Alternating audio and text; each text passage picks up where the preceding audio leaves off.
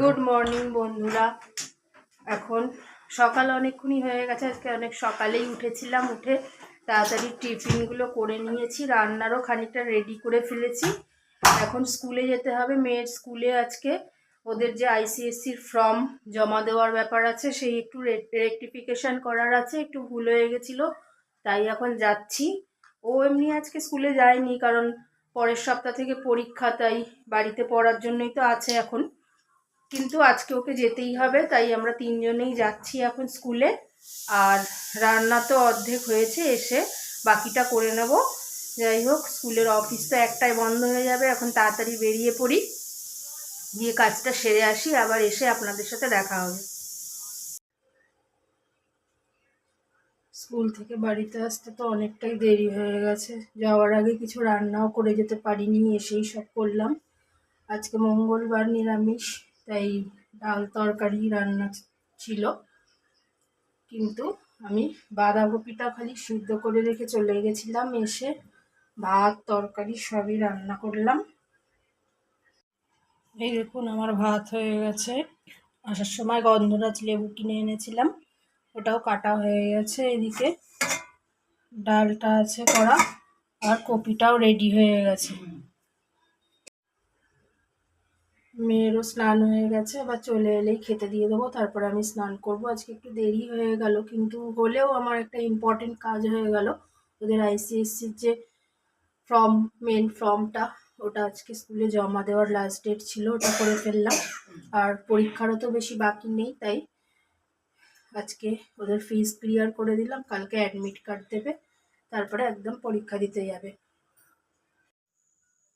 Good evening বন্ধুরা। সন্ধে হয়ে গেছে অনেকক্ষণ, ঘুম থেকে উঠে সন্ধে দিয়ে চা করলাম। তারপরে মেয়ে বললো 7:30 থেকে পড়া আছে, ওকে টিফিন দিয়ে পড়তে দিয়ে এসে এবার এই বসেছি আমি চা নিয়ে।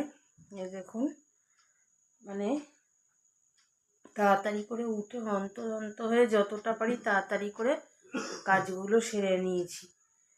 আর ওর তো পড়তে যাওয়ার আগে মানে ওকে তাড়াতাড়ি কররে ওর পিছনে লেগেই থাকতে হয়, কিছুতেই ওর হয় না।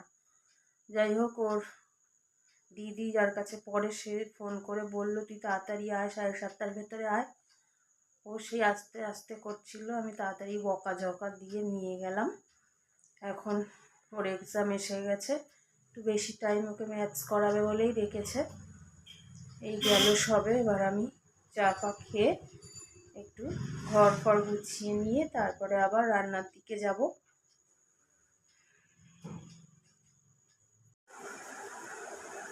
আজকে তো রাধা অষ্টমী, আপনারা সবাই জানেন আজকে দিনটা কত ভালো দিন। তা আমাদের পাড়ায় তো রাধা গোবিন্দের মন্দির আছেই, আপনাদের আগেই দেখিয়েছি। সেই মন্দিরে যেরকম শ্রীকৃষ্ণের জন্মদিনে জন্মাষ্টমীতে যেরকমভাবে পালন করা হয়েছে খুব জাঁকজমকভাবে, আর আজকে রাধা অষ্টমীতেও একইভাবে রাধার জন্মদিনও পালন করা হচ্ছে। সুন্দর করে ডেকোরেশন করে সাজিয়ে বেলুন দিয়ে, তারপরে খুব সুন্দর গান বাজনা হচ্ছে, সাথে আবার প্রসাদও দেওয়া হচ্ছে, খিচুড়ি প্রসাদ, খিচুড়ি পায়েস এইসব। জন্মাষ্টমীতেও প্রসাদ দিয়েছিল, এবারেও রাধাষ্টমীতেও একই রকমভাবে প্রসাদ দেওয়া হচ্ছে। আর ওখানে দাঁড়িয়ে গান শুনতেও এত ভালো লাগবে, আমি আপনাদের জন্য একটা ভিডিও ওই জন্য দেখাবো। মন্দিরে কি সুন্দরভাবে গান করা হচ্ছে রাধা অষ্টমীতে, সবাই এত লোক এসছে শুনছে, সবটাই দেখাবো, দেখুন।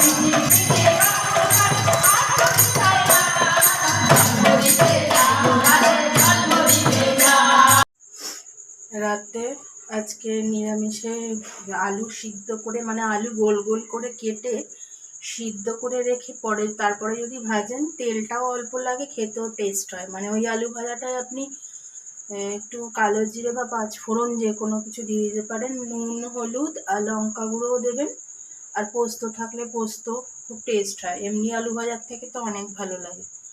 আর দুপুরে বাঁধাকপি তো রয়েই গেছে, আর ঘি দিয়ে রাত্রে মানে নিরামিষে বেশিরভাগই আমরা খাই, আজকেও তাই খাবো।